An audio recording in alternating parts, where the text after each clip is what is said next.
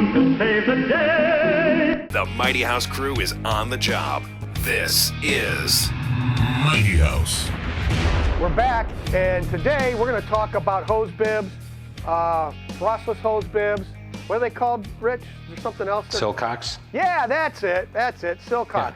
We're going to talk Silcox next, but before we get started, make sure you hit that subscribe button and dingle on the bell. That way you get notified next time we post a new video. All right, so hose bibs. The whole reason we're doing this is we want to make sure winter's coming. Make sure you disconnect your hoses, and we've got a little show and tell for you as to what happens when you don't. But start off with the first one there. Hose bib. This is your pretty most common looking gate valve that you would have on the side of your house, and particularly older homes. Correct. And if your house was redone and you have these, and you should have a ball valve in the crawl space or in the basement to shut that off and drain it. Right, for the winter. Mm-hmm. So yeah, we go shut it off inside, open it up out here, let it drain, and then you're good. And then now you don't have to worry about the pipes freezing and causing even more problems. So this is one style you might have. Another one would be right there. You can see there. It's just galvanized pipe sticking out with a coupling. Coupler, and then just a little boiler valve. Yep. They just threaded that on to run their hose, which is great, and it works fine all summer long. And until it starts getting too cold, then this can freeze, burst, and you'll have issues. So next. Go back one. Go back. Okay. So point out though, where is the valve on that? Where's the water stop? Right there. See, that's what we're talking about. Right underneath that. That is the valve right there. Right. So this from here back into the house is full of water. Yes, always. Yep.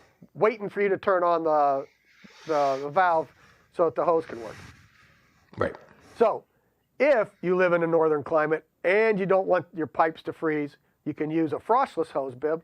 And this is newer homes that will have a frostless like this, and or if it's been replaced anytime. Most people would not be installing the other style that we were showing you unless it was done by a homeowner. But any plumber's going to install a frostless hose bib like this. And this also has an air chamber, a vacuum chamber for what, Rich? Anti-siphon. So that... Well, if you drop your hose in the sewage ditch or your moat, it doesn't siphon the water out of it and bring it into your potable water, your drinking water. Yeah. So that little valve on the top keeps it from siphoning. Back siphoning into the house. The water pressure in the house drops all of a sudden, and you've got a valve open somewhere else, and it's looking to pull water in. It can pull the water back from the hose and back into the house. And now... Which is not good. No. It doesn't taste very good, in most cases, anyway. What makes it frostless? So, thanks, Sonar. The frostless part, he wanted to know what makes it frostless. Why is this one different? That's a great question. Well, watch this. Let me see if I can do this. Look at that. There you go. Here's a diagram of the frostless hose bib. So here's the faucet, where you hook on the hose. That's the part you normally see. But what's going on back in the wall is that valve goes all the way back to here, and when you turn this on and off, it's actually stopping the water back here. So that now this is the warm through side. The wall sheathing, through the insulation, into a conditioned space. You're correct. So at that point, from that valve in the back to where the hose would connect, that should drain down. You have nothing to turn into ice, thus creating an issue. Correct. So that won't freeze, and you won't have any problems unless you leave the hose on. And so here comes our show and tell. You ready here, Sonar? Here we go.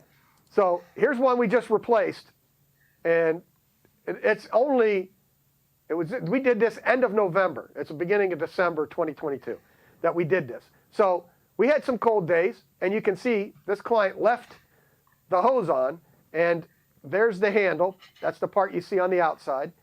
But that valve goes all the way back and stops right here. And this is where it turns on and off. But since he left the hose on, you can see right there it's froze and split the copper. Now, it didn't do anything and didn't leak until we turned the hose on outside to wash down the driveway, and it started flooding the basement. So this actually went back into the wall. So we had to cut the wall open in the basement stairway to get to this. After we just got done painting, we were wrapping up the job, everything was done.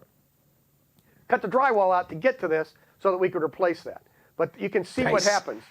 And it wasn't like it was cold for weeks on end.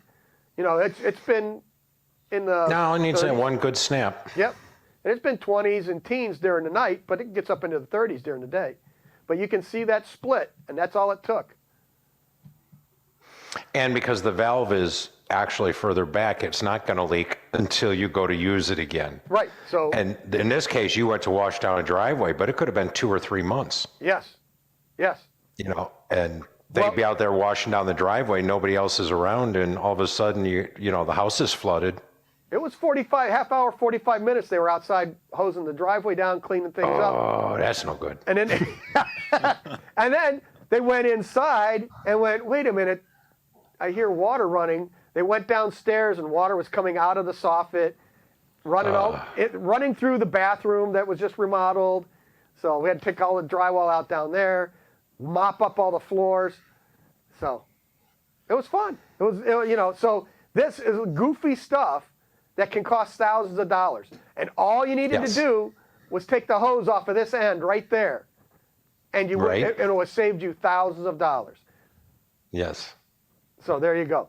So let's go back to, so there you go. So that's why that frostless hose bib you want, and you want it shut off back in there. Make sure you air seal around this and that the insulation's good.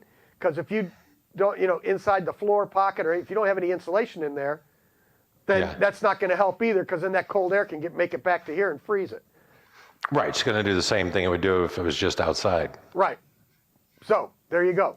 And what happened was this froze out here, and then that ice keeps traveling, and the ice just keeps freezing until it gets back here. It has nowhere to go, and then it'll burst and pop the pipe. So that's what happens. So that's why you want to use a frostless hose bib, and you want to take the hose off. So yes. Next Key is up, to get the hose off, though. So you can put these little goofy insulation things on that don't work because it'll make you feel better that you did something, but it's not going to work. What's the temperature outside, Rich? Let's say it's 25 outside. What's the temperature of this brick going to be? Probably about right around 25. And what's that brick touching as that pipe goes through there? The pipe, yeah, I know. So where's the cold going to go that's in the brick? Yeah, it's going to transfer right to the copper or to the galvanized pipe. So what's this doing? Nothing. It's making you feel better. It's taking money out of your wallet. Now, there is a chance that maybe the inside isn't insulated very well, and there's a big gap that mice can run back and forth through there. So the heat inside the house may travel, you know, from inside and come out and kind of keep this warm. But I'd rather air seal that and use it. I think that's there to keep you from putting the hose on. Well, who was it? Sonar said, well, to me, that's why you just cut the bottom out so the hose can go through there. Yeah. Exactly. You got to make it builder proof. So save your money. Don't bother with these things. And right. If you have an old style valve, make sure you have some type of turn off on the inside of the house that you can drain that pipe out. And if it's a frost proof, yes, like you said, you should be good, but take the hose off. And last picture is right there. You can see that hose is disconnected. It's just coupled together, sitting on there. It's fine. And you can take them in if you want, try and get the water out. But usually there's air on the top of these. As long as that ice has somewhere to grow and go inside the tube, it's not going to burst it. It's when it doesn't have anywhere else to go, as it grows, it's going to then split the pipe, and it does that right there. That's right. All right. With that, we're going to say keep it square and level. Until next time. And disconnect your hose, unless you live in the South where it doesn't matter. Yeah, mine's connected. Mine hasn't been for months. It's been off for a long time. As soon as that first frost hits, right? Oh, no. When I'm raking and cleaning stuff up, that's it, you know. You don't need it anymore. Nope. What do you need a hose for? No. I've got one in my heated garage so I can wash the truck. But, you know. Yeah, there you go.